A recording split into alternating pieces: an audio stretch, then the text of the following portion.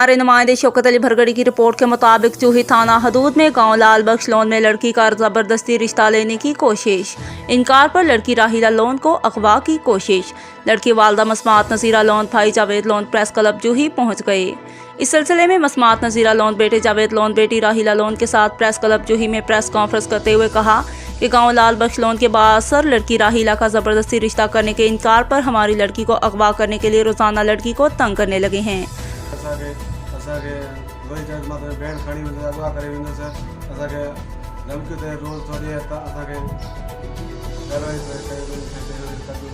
Appeal आहे कुझु साईं इच्छा अकबर साईं अपील आहे साईं कार्रवाई करे गुलाम कादर खे नदी तक हा मोला तव्हांजो कहिड़ो ॻोठु आहे? मुंहिंजो ॻोठु लाल बख्श के साईं। अच्छा, उते रहंदा आहियो? असां उते रहंदा आहियूं, पोइ पाड़े में रहंदा आहियूं साईं। अच्छा, हुनजो नालो छा आहे?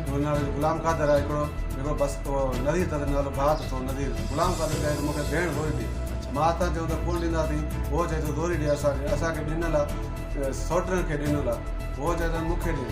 उनजे बारे हाणे छा मुतालबो छा असांखे मुतालबो इहो आहे असांखे वज़ीर आज़म खे अपील आहे जेके कार्रवाई कयूं असांखे मुंहिंजे थिए हिन ज़िम्मेवार पाण गुलाम कादर असांखे कार्रवाई कयूं।